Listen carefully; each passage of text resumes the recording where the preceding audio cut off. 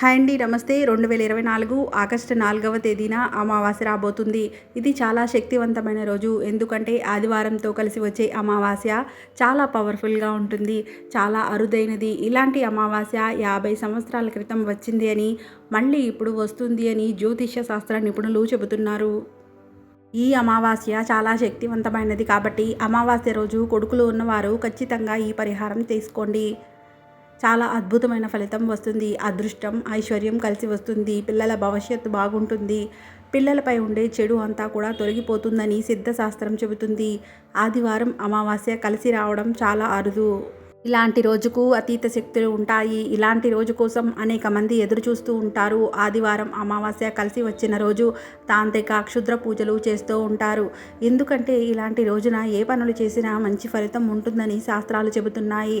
ముఖ్యంగా ఆదివారం అమావాస్య వచ్చిన రోజున కొడుకులు ఉన్న తల్లిదండ్రులు ఈ చిన్న పరిహారం చేసుకుంటే పిల్లల ఎదుగుదల బాగుంటుంది. కొంతమంది పిల్లలు సరిగ్గా ఎదగరు, ఎప్పుడూ నీరసంగా ఉంటూ ఉంటారు. ఇలాంటి పిల్లలకు ఎక్కువగా దిష్టి తగులుతూ ఉంటుంది. ఇలాంటి పిల్లల దగ్గరకు దుష్టశక్తులు ఎక్కువగా ఆకర్షించబడతాయి. కనుక ఆదివారం అమావాస్య కలిసి వచ్చిన రోజున కొడుకులు ఉన్నవారు ఈ చిన్న పరిహారం చేసుకుంటే పిల్లల మీద ఉండే చెడు దృష్టి అంతా కూడా తొలగిపోతుంది. యాక్టివ్గా మారిపోతారు. పిల్లలు ఉన్న తల్లిదండ్రులు అందరూ తప్పకుండా ఈ పరిహారం చేసుకోవాలి.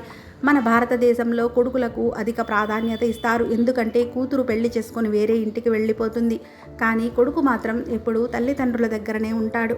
వంశాన్ని కూడా వృద్ధి చేస్తాడు. కాబట్టి తల్లిదండ్రులకు కొడుకులపైన కాస్త ఎక్కువ ప్రేమనే ఉంటుంది. అందుకే కొడుకులకు ఏమీ కాకూడదని అనేక పరిహారాలు చేస్తూ ఉంటారు. ఆదివారం అమావాస్య కలిసి రావడం చాలా విశేషం.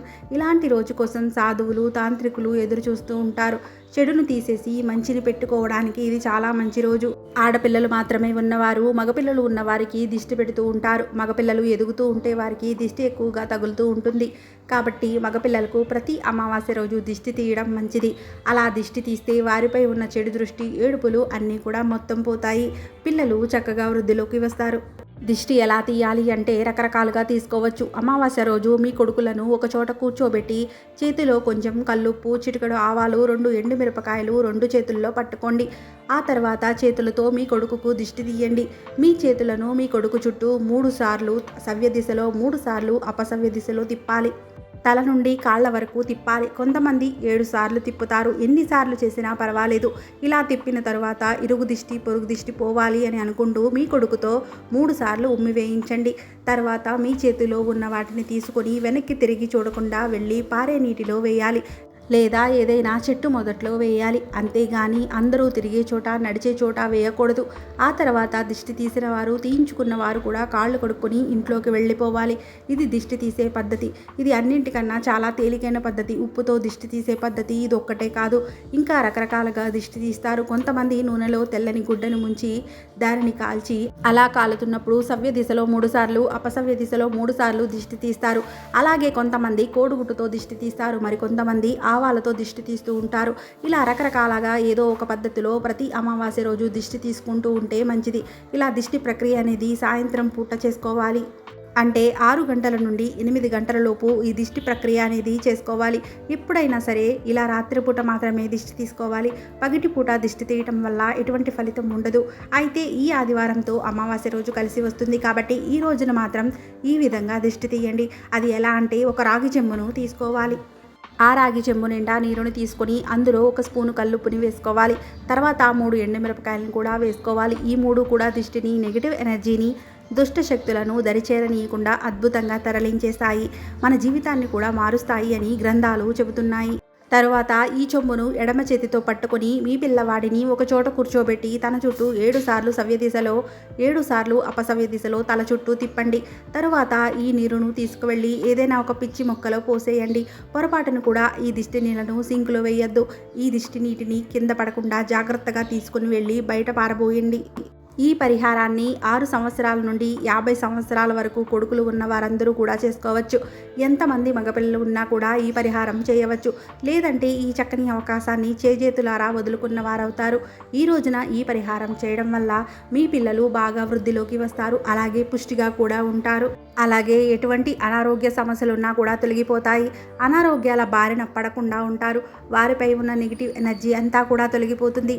పిల్లలు చదువులో ముందుంటారు. అదే పెద్దవారైతే అయితే ఉద్యోగంలో పేరు ప్రఖ్యాతలు, వారు చేసే వృత్తులు అభివృద్ధి చెందుతారు.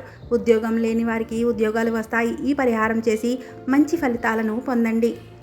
ఆషాఢ మాసంలోనే చివరి రోజు అయిన అమావాస్యను చుక్కల అమావాస్య అంటారు. ఈ రోజున పితృదేవతలను స్మరించుకున్న, గౌరీ వ్రతం చేసిన, దీప పూజ నిర్వహించిన గొప్ప ఫలితం దక్కుతుందని శాస్త్రాలు చెబుతున్నాయి. పంచాంగం ప్రకారం జనవరిలో వచ్చే మకర సంక్రాంతికి ఎంత ప్రత్యేకత ఉంటుందో, అలాగే ఆషాఢ మాసంలో చివరిలో వచ్చే ఈ కర్కాటక సంక్రాంతికి కూడా అంతే ప్రాముఖ్యత ఉంది. మకర సంక్రాంతి సమయంలో ఉత్తరాయణం మొదలైతే ఈ కర్కాటక సంక్రాంతి సమయానికి దక్షిణాయనం మొదలవుతుంది. దక్షిణాయన కాలం పితృదేవతలు మనకు సమీపంలో ఉంటారు. అందుకే దక్షిణాయనంలో వచ్చే తొలి అమావాస్య అయినటువంటి ఈ రోజున పితృదేవతలకు ఆహ్వానం పలుకుతూ తర్పణాలు వదిలితే మంచిదని పెద్దలు సూచించారు. ఆషాఢ అమావాస్య రోజున గౌరీ పూజ చేస్తారు. ఆషాఢ అమావాస్య తర్వాత రోజు నుండి శ్రావణ మాసం ప్రారంభమవుతుంది. శ్రావణ మాసం అంటే పెళ్ళిళ్ళు, ముహూర్తాలు మొదలయ్యే సమయం. కాబట్టి ఈ మాసంలో వివాహం కాని వారు మంచి సంబంధం కుదరాలని కోరుకుంటూ ఈ మాసానికి ముందు రోజు అనగా ఈ చుక్కల అమావాస్య రోజు కన్నె పిల్లలు గౌరీ పూజలు నిర్వహిస్తారు. పసుపు ముద్దను గౌరీదేవిగా భావించి కొలుచుకుంటూ ఉంటారు. బియ్యం పిండితో చేసిన కుడుములను అమ్మవారికి నైవేద్యంగా పెడతారు. ఈ రోజున గౌరీ పూజ చేసుకొని అమ్మవారి రక్షా కంకణాన్ని ధరిస్తే అవివాహితులకు త్వరలోనే వివాహం జరుగుతుందని నమ్మకం. ఈ అమావాస్య రోజున పెళ్లి కాని వారే కాదు, కొత్త కోడళ్ళు కూడా ఈ చుక్కల అమావాస్య నోమును నోచుకుంటారు. కొత్త కోడళ్ళు గౌరీ పూజలు చేసి సాయం సంధ్య వేళ వరకు ఉపవాసం ఆచరిస్తారు. ఈ ఆషాఢ అమావాస్య రోజున అందరూ గుర్తుపెట్టుకొని ఈ 2 వస్తువులను ఇంటికి తెచ్చుకుంటే 7 తరాలకు సరిపడా డబ్బు అనేది వచ్చి పడుతుంది. సమస్యలు, కష్టాలు ఏమైనా ఉంటే తొలగిపోతాయి. ఆషాఢ అమావాస్య లోపైనా లేదా ఆ రోజైనా సరే ఈ వస్తువులను ఇంటికి తెచ్చుకుంటే అదృష్టం అనేది 7 తరాల వరకు తరగని ఐశ్వర్యం అనేది వస్తుంది. ఈ వస్తువులకు అంతటి శక్తి ఉంది.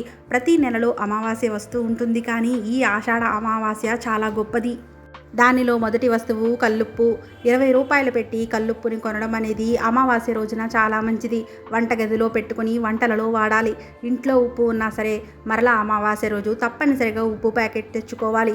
ఇలా ఉప్పు తెచ్చుకోవడం వల్ల లక్ష్మి అనుగ్రహం కలిగి కష్టాలన్నీ తీరిపోతాయి.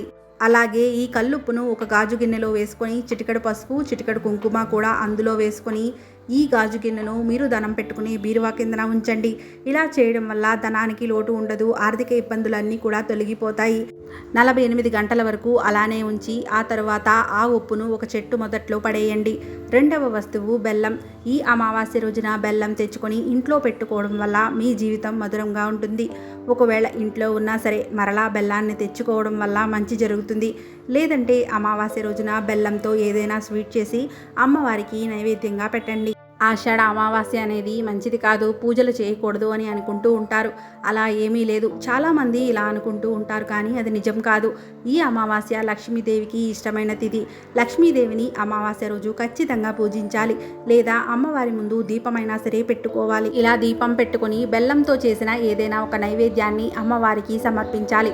ఆ తర్వాత మీరు కూడా దాన్ని ప్రసాదంగా స్వీకరించాలి.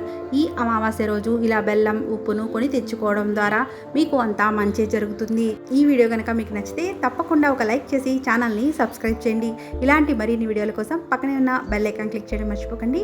ఓం శ్రీ మాత్రే నమః. Thanks for watching.